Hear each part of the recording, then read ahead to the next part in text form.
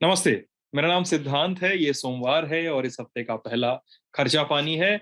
और हमारे साथ हैं हमारे आज के गेस्ट नरेंद्र नरेंद्र ठाकुर, जो दिल्ली यूनिवर्सिटी में इकोनॉमिक्स पढ़ाते हैं।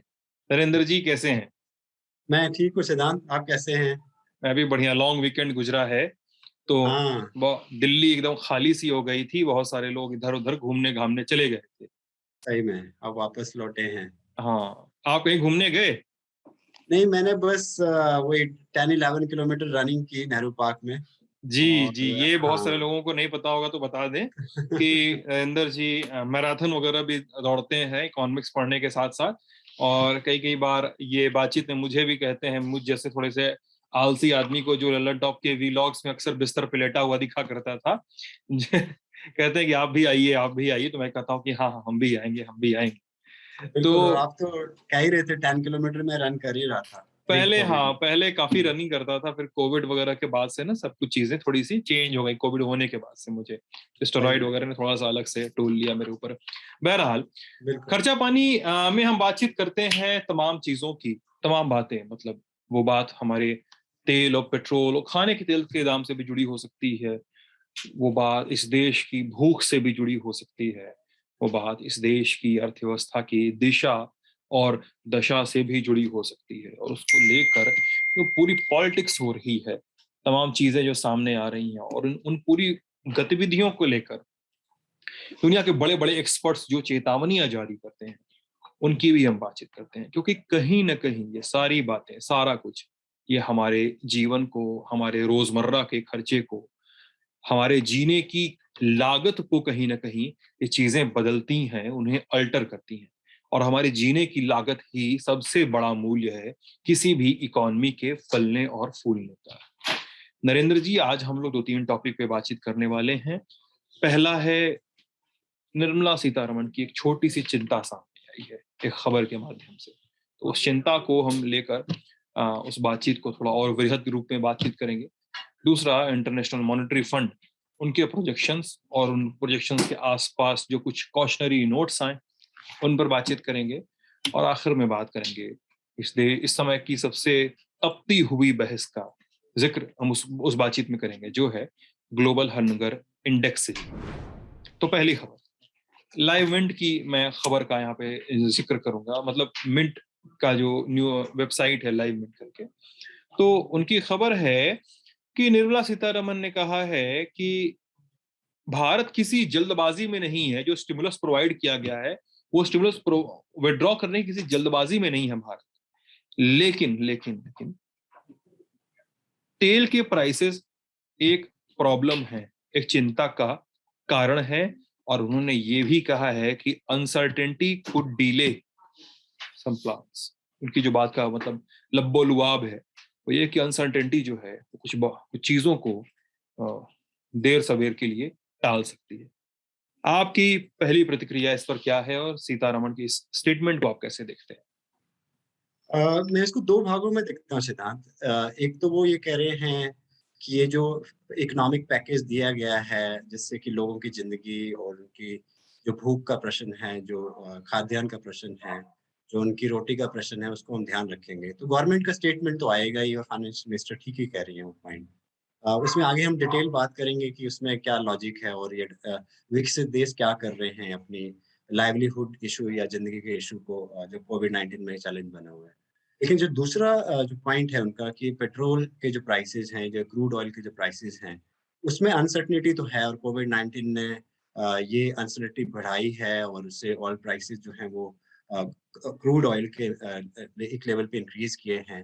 और हम यदि कंपेयर कंपेयर करें कि फर्स्ट क्वार्टर में 2021 में वो 3 टाइम्स इंक्रीज़ किया है। मतलब 3 टाइम्स जो है इम्पोर्ट बिल जो है वो इंक्रीज़ किया है। तो ज़ाहिर-सी बात है कि वो चिंता निर्मला सीतारमण की है, और गवर्नमेंट भी इस चीज़ को अब समझने लगी है। इनफैक्ट उसको हमें इंडिया में नेशनल लेवल पे भी समझने की ज़रूरत है कि किसी टाइम में जो है 14 से हम 2021 के जो पेट्रोल प्राइस को हम देखें, तो वो ₹73 था 2014 में, और अभी ₹103 है। तो ₹103 है, और उसका कैस्केडिंग इफ़ेक्ट बहुत ज़्यादा होता है। मतलब एक तरह से कहने का मतलब है कि वो महँगाई को बहुत तेज़ी से बढ़ाता है और ख़ासकर आम लोगों की ज़िंदगी में वो महँगाई जो है वो बहुत ज़्यादा दिक्कत करती है, क्योंकि वो इनपुट है बेसिकली जो पेट्रोल है। और इनपुट है तो जब वो कंज़्यूमर गुड्स में उसको देखेंगे उसमें, या खाद्यान्न की जो कीमतें देखेंगे उसमें रिफ्लेक्ट होता है। तो इसलिए इस चीज़ को और यदि हम डेप्थ में समझने की कोशिश करें, या दर्शकों से मैं बात करूँ, तो उसमें मुझे लगता है कि ये चीज़ समझने की ज़रूरत है कि 2014 में जो एक्साइज़ ड्यूटी थी पेट्रोल प्राइस पे, वो ₹10 थी, और अभी जो एक्साइज़ ड्यूटी है, वो ₹33 है। तो इसका मतलब है लगभग 3 गुना ज़्यादा जो है वो एक्साइज़ ड्यूटी जो है अभी गवर्नमेंट ऑफ इंडिया ले रही है।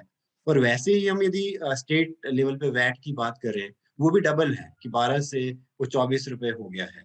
अ, यदि हम अक्टूबर में देखें कि जो यहाँ पे अभी पेट्रोलियम प्राइस है। तो ये बात सही है कि एक लेवल पे निर्मला सीतारमण ये कह रही हैं कि ये अनसर्टेनिटी है, क्रूड ऑयल के प्राइसेज़ जो हैं वो इंक्रीज़ कर रहे हैं। लेकिन हमें डोमेस्टिक लेवल पे भी समझने की ज़रूरत है कि ये पॉलिटिकल इकोनॉमी जो मैं बार-बार कहता रहता हूँ, वो समझने की ज़रूरत है कि 50% जो है वो टैक्स ही है पेट्रोल में या डीज़ल में। तो इन चीज़ों को भी चेक करने की ज़रूरत होगी, तो ज़्यादा मुझे लगता है कि ज़्यादा बेहतर हम कोविड-19 में जो लाइवलीहुड का जो रोज़गार का प्रश्न है, या जो खाद्यान्न का प्रश्न है, या जो भूख का प्रश्न है, उसको हम टैकल कर सकते हैं। लेकिन मिला-जुला कर ये तो लगता है नरेंद्र जी कि सरकार को भी अब ये चिंता होने लगी है कि ये जो क्रूड का प्राइस है, क्रूड या ऑयल बास्केट का प्राइस है और वो जो रिटेल प्राइस में फलीभूत होता है आपका उसका प्रोजेक्शन, वो एक बड़ी चिंता है। लेकिन मेरा यहाँ पर मुझे यहाँ पर एक बड़ी चिंता इस ये भी होती है कि जब साल 2020 में क्रूड अपने न्यूनतम स्तर पे था, जब एक ग्लोबल लॉकडाउन में हम ग्रिप्ड थे, दुनिया में कहीं भी डिमांड नहीं थी, क्रूड के दाम ज़मीन पर थे और तब भी हम महँगा तेल तो खरीद ही रहे थे और अब सरकार जब क्रूड पे चिंता ज़ाहिर कर रही है, तब सरकारों ने उस समय क्रूड के प्राइसेस पे क्यों नहीं उस समय फौरी तौर पर हेल्प पहुँचाना शुरू किया? बिल्कुल, आप बिल्कुल मतलब मैं कहूँ 100% ठीक हैं, और ये आम जनता को भी समझ आ रहा है कि जब प्री कोविड-19 में या अर्ली कोविड-19 में जब क्रूड ऑयल के प्राइसेज़ गिर रहे थे, तो उस टाइम कंज़्यूमर को फ़ायदा नहीं दिया गया। और जब अब इकोनॉमी रिकवरी हो रही है इंटरनेशनल लेवल पे, ज़ाहिर-सी बात है कि उसका जो क्रूड ऑयल का जो प्राइसेज़ है वो उसकी उसकी डिमांड बढ़ी है, तो उसका प्राइस भी इंक्रीज़ किया है। तो अब की बात तो मतलब एक दूसरी बात है, उसमें भी हम ये कह रहे हैं कि जो एक्साइज़ ड्यूटी है, या जो स्टेट वैट है, उसको ठीक करने की ज़रूरत है, और ख़ासकर सेंट्रल गवर्नमेंट को ज़्यादा इनिशिएटिव लेने की ज़रूरत है। और बिल्कुल आप सही बोल रहे हैं कि जब क्रूड ऑयल प्राइसेज़ जब गिर रहे थे, तो कंज़्यूमर प्राइसेज़ को कम क्यों नहीं किया गया? ऑयल प्राइसेज़ को कम नहीं क्यों नहीं किया गया? ये कहीं न कहीं मैं एक लेवल पे कहूँगा गवर्नमेंट कहीं न कहीं इसको अनदेखी कर गई है, और वो अब उनको रिकॉग्नाइज़ हो रहा है कि कहीं गलती हो गई है। जिसको कि मुझे लगता है कि अभी भी मतलब ज़्यादा बात नहीं गई है, काफ़ी चीज़ें गड़बड़ भी हुई है कोविड-19 पैंडेमिक में।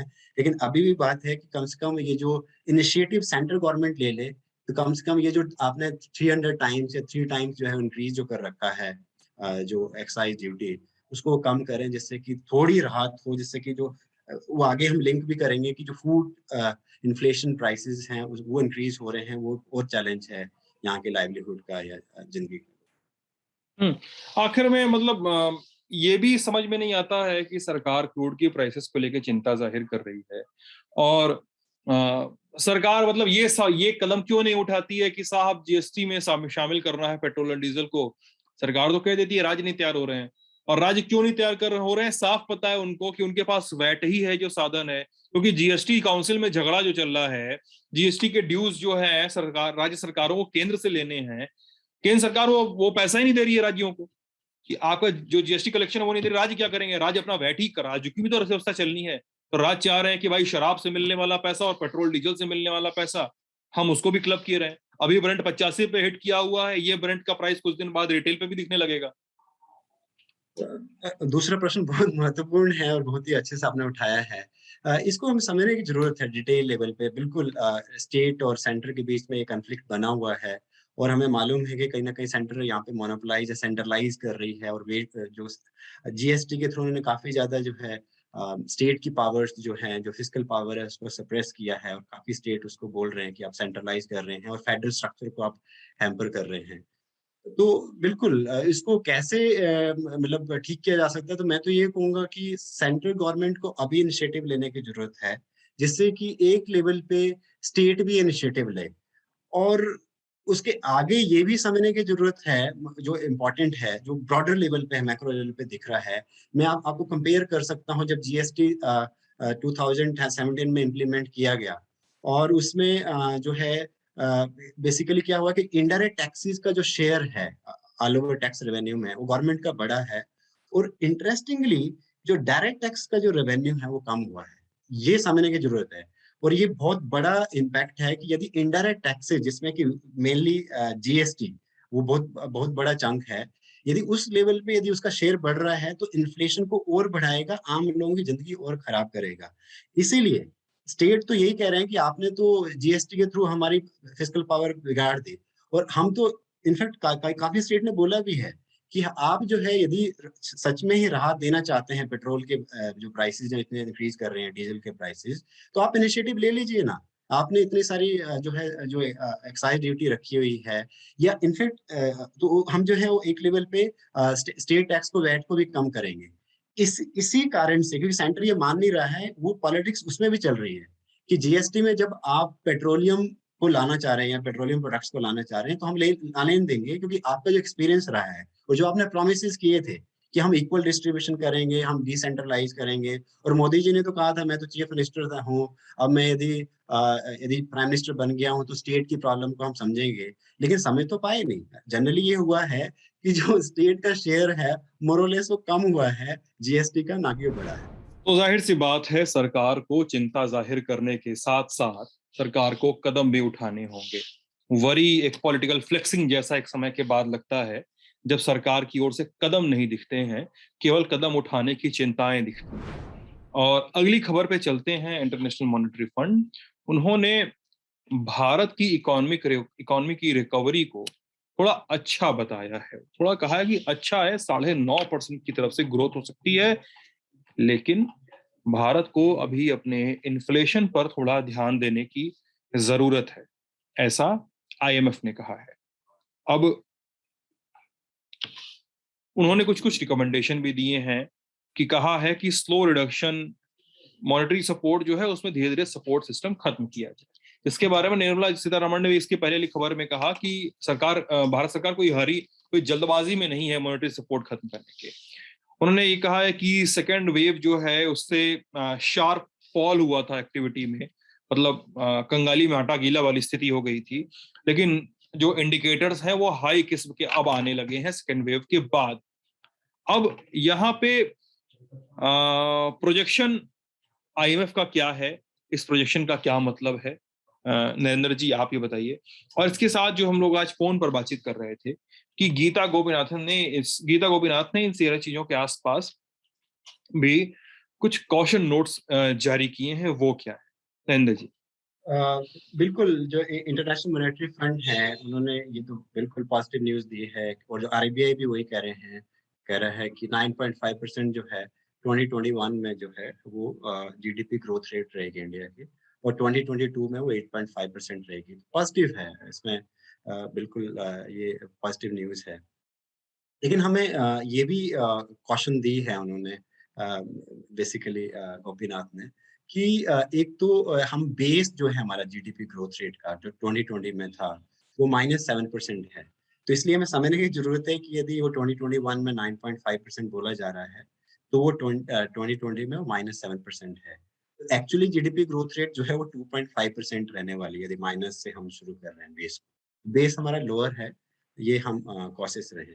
सेकंड पॉइंट उन्होंने अच्छी कही है, जो आपने भी बोला कि जो मॉनेटरी पॉलिसी के जो इंस्ट्रूमेंट्स हैं, उनको एक लेवल पे कंटिन्यू आप कर सकते हैं, लेकिन उसको देखने की ज़रूरत है।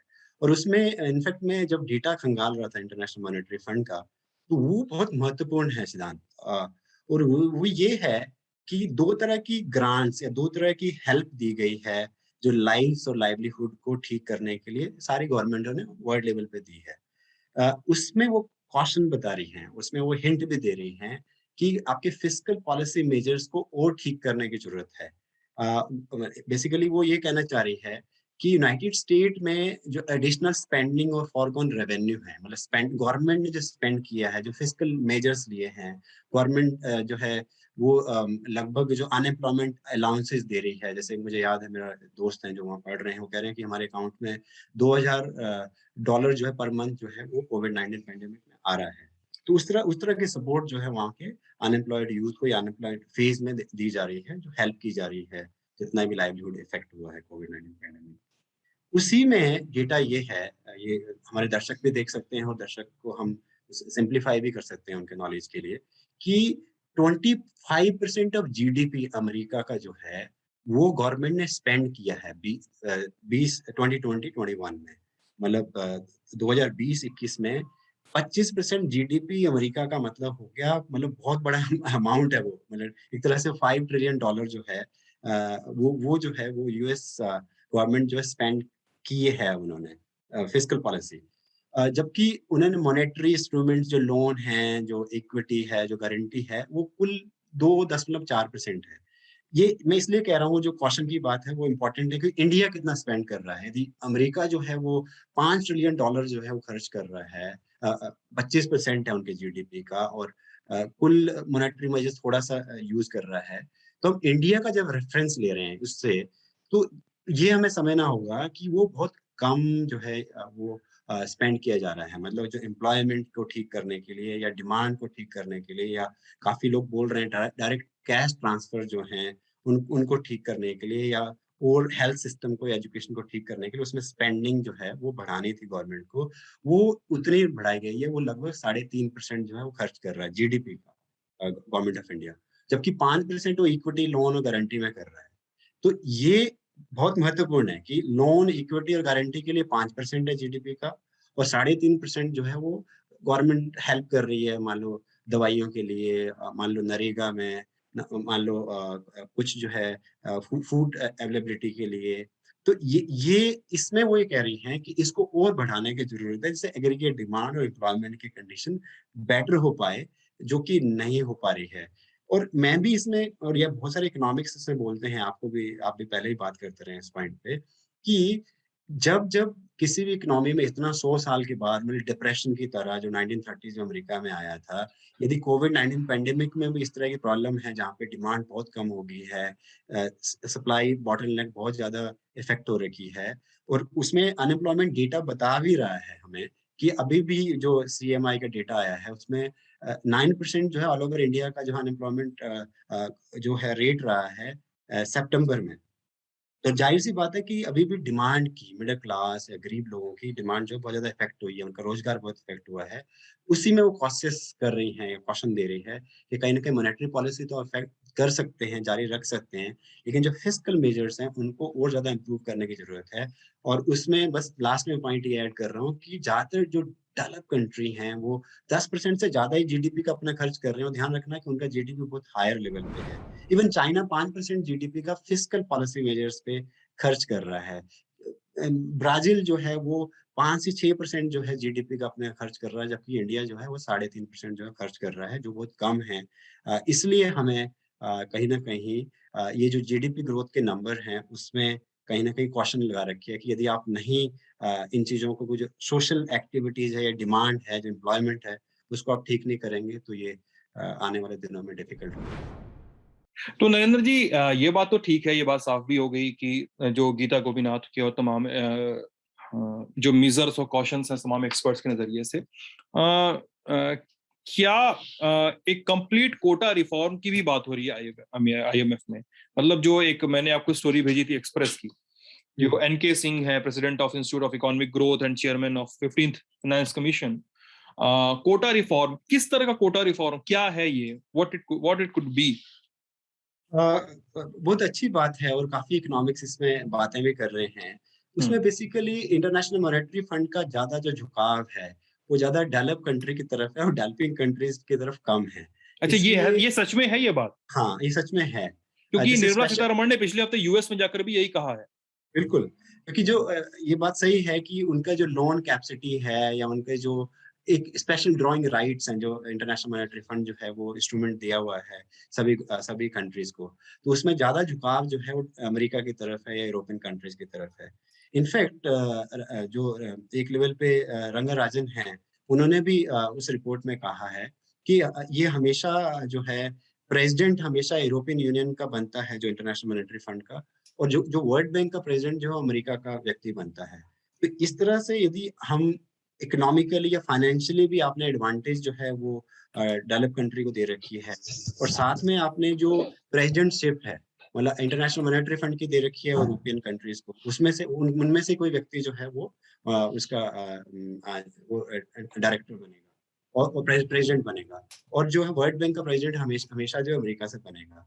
उसी में ही एनके सिंह और रंगाराजन यही कह रहे हैं कि आपको डिसेंट्रलाइज करिए, ये जो स्पेशल ड्राइंग राइट्स हैं खासकर कोविड-19 पैंडेमिक में, उसमें हमें कहीं ना कहीं जो गरीब देश हैं, एक तो इमर्जिंग कंट्री जैसे इंडिया है या चाइना है, ब्राजील है, साउथ अफ्रीका है, रशिया है, वो कंट्रीज जब भी थोड़ा स्थिति उनकी ठीक है, उनका जीडीपी ठीक है, लेकिन उसमें वो कह रहे हैं कि जो गरीब देश है उनके पास तो स्थिति बहुत खराब है, ना वैक्सीन मिल रही है, ना उनके पास जो है इतना लोन मिल रहा है, तो उसको डिसेंट्रलाइज करने की बात कर रहे हैं। उसके अलावा वो ये भी कह रहे हैं कि जब जीडीपी इंडिया का है, चाइना का सेकंड रैंक हो गया है in terms of total GDP, या इंडिया का जो है वो फिफ्थ रैंक हो गया है, तो उन कंट्रीज के जो स्पेशल ड्राइंग राइट्स है या उनकी जो पावर है या उनकी जो प्रेसिडेंटशिप है, उसकी तरफ भी सोचा जाना चाहिए और रिस्ट्रक्चर करना चाहिए, जो निर्मला सीतारमन भी पॉइंट कर रही है।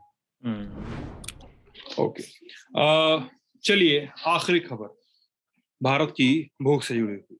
साल 2020 में इस भूख की सूची में, भूख की लिस्ट में भारत 94वें पायदान पे था, 94th अगर अंग्रेजी में कहें, और इस ग्लोबल हंगर इंडेक्स में 2021 में भारत 101वें पायदान पे है। यानी इसका एक भदेस अनुवाद अगर किया जाए, ज्यादा सहज भाषा में इसका अनुवाद किया जाए, तो हम कहेंगे कि 2020 के मुकाबले 2021 में भारत ज्यादा भूखा है। ये कहने का एक तरीका हो गया। इस कहने में लेकिन कुछ अपनी अपनी सरकार की कुछ अपने प्रोजेक्शंस हैं, सरकार का कुछ अपना ही कहना है। ऐसे कहना ये कि साहब ये पूरा गिनने चुनने का तरीका ही, जो ये पूरा देखने का तरीका है, कैलकुलेशन का जो तरीका है, वो पूरा अनसाइंटिफिक है। वो मेथोडोलॉजी भी ही जो थोड़ी है वही सवालों से घिरी हुई है, और गोया सरकार इस पूरी रैंकिंग को नकारना चाहती है। तो नरेंद्र जी, क्या आपको लगता है कि सच में ये स्थितियां इतनी ज्यादा खराब हो चुकी हैं? मुझे तो लगता है हाँ सिद्धांत, और उसका कारण हमें जो मैक्रो लेवल डेटा दिख रहा है, और मुझे लगता है कि हमारे दर्शक भी जानते हैं कि जो इनके अराउंड बिल्कुल लोग बेरोजगार दिख रहे हैं, या इवन जो गवर्नमेंट ऑफ इंडिया का डेटा भी आया है वो भी रिफ्लेक्ट कर रहा है। चाहे हम ये देखें कि जो कोविड-19 के दौरान जो पीरियोडिक लेबर सर्वे फोर्स सर्वे जो है वो उसका जो डेटा आया है 2019-20 का, उसमें रूरल एरियाज में जो है वो पहली बार हुआ है हिस्ट्री में कि एग्रीकल्चर वर्कर्स का नंबर बढ़ा है। इसका मतलब शहरों से लोग गाँव की तरफ गए हैं। मतलब एक पॉइंट तो ये रिफ्लेक्ट कर रहा है। दूसरा पॉइंट ये रिफ्लेक्ट कर रहा है, जो डेटा आया ही है, कि 230 मिलियन पीपल जो हैं, जो व्यक्ति हैं, वो गरीबी में चले गए हैं सेकंड वेव के बाद। ये डेटा भी मतलब हमारे साथ ही आया हुआ है, मतलब ये सभी लोग जानते हैं, पब्लिक डेटा है। तीसरी चीज मुझे लगता है वो ये है, हमें ये नहीं भूलना चाहिए कि अप्रैल मई में जो अनएम्प्लॉयमेंट रेट है सीएमआई के अकॉर्डिंग, वो 23-24% टच किया था। तो जाहिर सी बात है, जब 23-24% मतलब 50 करोड़ यदि हमारे रोजगार है या क्या लेबर फोर्स है इंडिया में, उसमें से 25% का मतलब है 12.5 करोड़ लोग यदि बेरोजगार होते हैं 2 महीनों में, तो उसका इम्पैक्ट जो है उनकी भूख से भी होता है, उसके कहें कहें कि उसके भोजन से भी इफेक्ट होता है, राइट? तो यदि 12.5 करोड़ लोग जो है अप्रैल मई में रोजगार जो है उनका लॉस्ट होता है, उनको बेरोजगार वो होते हैं, और ये गवर्नमेंट ऑफ इंडिया भी मान चुकी है कि सिर्फ गरीब आदमी का नौकरियां नहीं गई हैं, जो मिडिल क्लास जो लोग हैं उनकी नौकरियां भी गई हैं। तो इसीलिए ग्लोबल हंगर इंडेक्स यदि 94 से 101 हो गया है, जो 94 2020 में था, 2021 में 101 हो गया है 117 कंट्री में से, तो वो हमें चार चार चीजें तो बता रहा है। वो बता रहा है कि कितने लोग हैं जो मेलनरिस्ट है, अंडररिस्ट पॉपुलेशन जो है। उसमें ये बता रहे हैं कि कितने लोग जो है उनकी जो हाइट है वो कम है, जो कि नॉर्मल हाइट जो है उससे कम है। ये बता रहे हैं कि उनका वेट जो है वो कम है जितना, और वो बच्चों की वेट के बारे में बात कर रहे हैं या बच्चों की हाइट के बारे में बात कर रहे हैं। और जो बच्चे जो 5 साल से कम है उनकी कितनी मौतें जो है हुई हैं, वही तो वो रिफ्लेक्ट कर रहा है डेटा। तो यदि वो डेटा ये रिफ्लेक्ट कर रहा है कि भूख से लोग यहाँ पे और जो है उनकी स्थितियां खराब हुई हैं, या हमारा इंडेक्स जो है और पुअर हुआ है और एडवर्स हुआ है, और उसमें इंटरनेशनल लेवल पे हम कंपैरिजन भी कर सकते हैं इस डेटा से। आप देखिए हम अफगानिस्तान से पीछे हो गए हैं, हम जो है बांग्लादेश से पीछे हो गए हैं, हम जबकि वो पाकिस्तान से, इकोनॉमी की साइज में हमसे ज्यादा छोटी इकोनॉमीज है वो। सही में। तो और ये बिल्कुल आपने अच्छा किया, मुझे इनफैक्ट ये आर्गुमेंट बहुत ही अच्छा हो जाएगा कि हमारी जीडीपी ग्रोथ 9% होने वाली है, हमारा जो सेंसेक्स है वो 60,000 पार कर गया है, लेकिन साथ साथ हमें ये भी देखने की जरूरत है कि हमारा ग्लोबल हंगर इंडेक्स कहाँ गया है। उसी में ये बात जोड़ना चाह रहा हूँ, मुझे लगता है कि ब्रॉडर लेवल पे मैं एक बात कहूंगा कि हमारा टैक्स जीडीपी रेशो जो है वो कम है। वो हमारा 10.5% है जीडीपी का। उसमें हमें कहीं ना कहीं एक लेवल पे मतलब एक तरह से इस इकोनॉमिक मॉडल में ज्यादा कॉर्पोरेट टैक्स जो कम हो गया है। अब जो है इनकम टैक्स बढ़ रहा है, उसका शेयर बढ़ रहा है। आप देखिए इनडायरेक्ट टैक्स जो है उसका शेयर बढ़ रहा है, कॉर्पोरेट टैक्स जो है वो कम हो रहा है, इसलिए वो सेंसेक्स में दिख रहा है। इसलिए जो है जब इनकम टैक्स बढ़ रहा है या इनडायरेक्ट टैक्सेस बढ़ रहे हैं, तो गरीबी में वो जो है ग्लोबल लेवल पे इंडेक्स दिख रहा है। तो मैं ये कहूंगा as a whole macro level पे ग्लोबल हंगर इंडेक्स क्लियरली जो कंडीशन कोविड-19 पैंडेमिक में 1.5-2 साल से बनी हुई है, उसी स्थिति को दिखा रही है। इसलिए आपने ठीक कहा कि सीतारमन भी ये बोल रही है कि ऑयल, मतलब वो लिंक हम कर सकते हैं मैक्रो लेवल पे कि ऑयल को चिंताजनक है, उसको हमें देखने की जरूरत है, चाहे क्रूड ऑयल प्राइसेस हैं, चाहे इंडिया में जो डोमेस्टिक जो पेट्रोलियम प्राइसेस या डीजल प्राइसेस हैं, वो जस्ट हिंट ही दे रहे हैं कि हमें इन चीजों को ठीक करने की जरूरत है। और वो ग्लोबल हंगर इंडेक्स से बिल्कुल जुड़ा हुआ है कि अभी स्थिति बहुत खराब है। और वो मतलब मैं इसको रिपीट कर देता हूँ स्टेटमेंट को कि 230 मिलियन पीपल, मतलब अ, देखिए 23 करोड़ लोग जो है गरीबी रेखा के नीचे चले गए हैं। वो बहुत बड़ा नंबर है। तो ऑब्वियस है कि वो आपको इंडेक्स में भी दिखेगा, जो इंडेक्स आ रहा है जिसमें जी अंडर जी। नरिश्ड पॉपुलेशन भी है, उसमें वेस्टेड भी है, स्टंटेड चिल्ड्रन भी है, और जो लोग बच्चे हैं जो 5 साल से कम है उनकी जो मौतें हैं, वो रिफ्लेक्ट हो रही है इस ग्लोबल हंगर इंडेक्स में। ठीक है, तो ये था हमारा आज का खर्चा। आप लोगों को कैसा लगा हमें जरूर बताइएगा वीडियो के कमेंट सेक्शन में।